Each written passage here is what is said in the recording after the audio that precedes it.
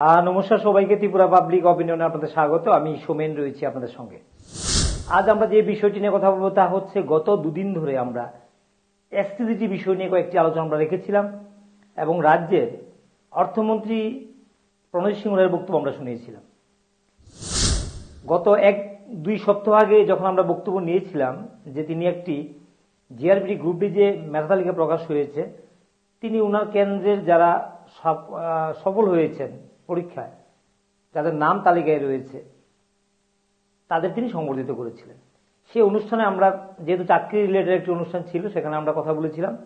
তিনি বলেছেন, যেহেতু এসসিজিটি একটা আদালতের বিষয়, আদালত এখন রয়ে গেছে, সেই জায়গায় কোনো কথা বলার এখতিয়ার তার ওনার নেই। তবুও তিনি বলেছেন যে এসসিজিটি নিয়ে গভর্নমেন্ট ভাবছে, গভর্নমেন্ট পজিটিভ কিছু বলছে, ভাবছে।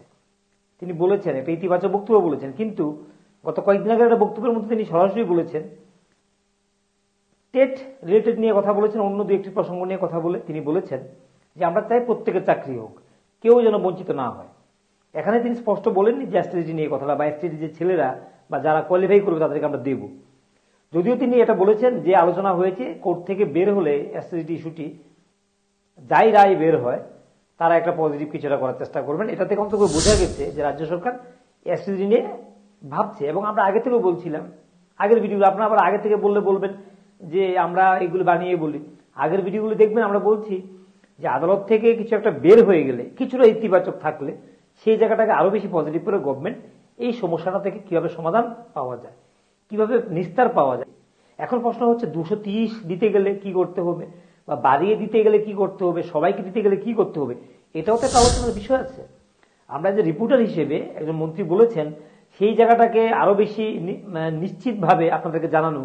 আমরা যদি প্ল্যাটফর্ম থেকে দাঁড়িয়ে বলি যে মন্ত্রী মহোদয় যে কথাটা বলেছেন সেটা এটা হতে চলছে, এই হওয়ার সম্ভাবনা রয়েছে, তাহলে আপনারা সেখান থেকে একটা নির্যাস পেতে পারেন। অনেকে বলছেন তিনি যে বলেছেন সেই বিষয়টা নিয়ে তারা এখনো কিন্তু একটা খুশির একটা আবহাওয়া রয়েছে আপনাদের মধ্যে, এটা মনের মধ্যে একটা চাকরি চাকরি একটা ভাব আছে। ঠিক আছে, এতদিন অপেক্ষা করছেন আপনারা, কেনই বা আপনারা এটা নিয়ে ভাববেন না? কারণ অনেকটা সময় নষ্ট হয়েছে আপনাদের এই আশা করতে করতে, গভর্নমেন্টের ভুলের কারণে। আমরা আগেও বলেছি এই কথাটা, যে গভর্নমেন্ট ভুলটা করেছে, এই খেসারত দিচ্ছে এই লোকগুলি।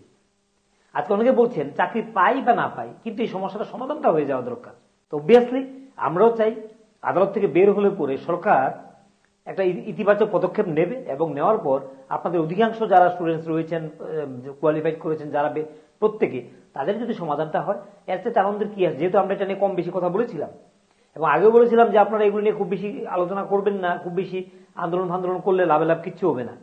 আপনারা নিজেও জানতেন না যে এই এসএসডি ইস্যুটা রাষ্ট্র পর্যন্ত কোথায় আছে। আমরা বলেছিলাম আদালতের ব্যাপারটা, আমরা কি আপনাদের কাছে আপডেট দিয়েছিলাম? সাম্প্রতিককালে এইটা নিয়ে তো আমরাই প্রশ্ন করেছি। তো অতএব এই বিষয়টা নিয়ে কোন প্রকার নেগেটিভ আমাদের সম্বন্ধে যে ভাবাটা, আপনাদের একটা আলোচনা করলে পরে যদি বলি যে এটা হয়ে যাবে কয়েকদিন মধ্যে সবাইকে দিয়ে দেবে, তো আপনারা খুশি আমার প্রতি।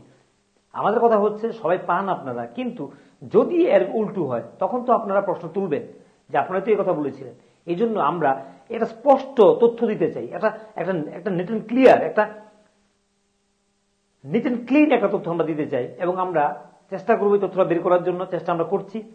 যে অর্থমন্ত্রী যে কথা বলেছেন যে আপনাদের যদি সবাইকে দেওয়া যায়, তাহলে এই প্ল্যাটফর্ম থেকে যদি আমরা এসে বলি যে আপনারা আগামী দিনে, যেটা টেটের সঙ্গে সম্বন্ধে এবার বলেছিলাম যে 1033টা যে রেস্ট নাম্বার আছে, যে যারা আর দেওয়া হবে না বলেছিল, আমরা অর্থমন্ত্রীর কাছ, শিক্ষামন্ত্রীর কাছ থেকে প্রাক্তন বক্তব্য কথা বলে আপনাদের এই এখান থেকে লাইভে, ফেসবুক লাইভে, তখন ইউটিউব শুরু করিনি, তখন ফেসবুক লাইভে আমরা তখন রাত্রিবেলা 11টার সময় লাইভ করেছিলাম। আমরা হাজার হাজার মানুষ আপনারা দেখেছেন, এবং দেখে কত কিছু ব্যাপার। তো অবভিয়াসলি আমরা চাই এসএসডি ব্যাপারটা নিয়ে একটা পরিষ্কার তথ্য আপনাদেরকে দেওয়ার জন্য। আমরা চাই না যে মিথ্যার কোন আশ্রয় আপনারা পান, মিথ্যা আশ্বাস আপনারা পান। আমরা চাই এটা নিয়ে একটা স্পষ্ট বক্তব্য থাকুক সরকারের, কি করতে চায় তারা, এবং এটা আদালত থেকে বের হলে পরেই মনে হয় এটাকে স্পষ্ট করা যাবে। এছাড়া আপাতত মনে হচ্ছে না যে স্পষ্ট তথ্য পাওয়া যাবে। তবে এই পর্যন্ত এটা সঠিক, এটা বোঝা গেছে সরকার এই বিষয়টা নিয়ে চাইছে কিছু একটা করার জন্য, যেন আদালতের রায়ের বাইরে তারা কিছু একটা করতে পারে, আরো বেশি সংখ্যক চাকরি যেন দেওয়া যায়। রিজার্ভেশন পলিসিটাকে মানতে হবে অবশ্যই, সেক্ষেত্রে আইনি কি ঝামেলা রয়েছে সেটা অবশ্যই তারা দেখবেন, দেখে একটা বিহিত করবেন বলে আমরা মনে করি। এই দাবিটাও আমরা এখান থেকে রাখছি, যে ছেলে মেয়েগুলি এতদিন ধরে পড়ে রয়েছে, আজকে বছরের পর বছর ধরে একটা আশায় বুক বেঁধে রয়েছে। অতএব তাদের জন্য যদি কিছু করা যায়, সেই জায়গাটা অবশ্যই আমরা দেখতে পারেন। এবং এর আগে যারা রয়ে গেছে বলছে যে আমাদের প্ল্যাটফর্মে এসে যে চাকরিগুলো এইভাবে দিলে পরে তারাও ছাড়বেন না। যাই হোক, এখান থেকে অনেকগুলি জায়গা কিন্তু রয়ে গেছে, সেগুলি সেই জন্য আলোচনার বিষয়, আপনাদের মতামত দেওয়ার বিষয়। এবং আসার জন্য আমরা এখানে রাখছি। সবাই ভালো থাকুন, সুস্থ থাকুন।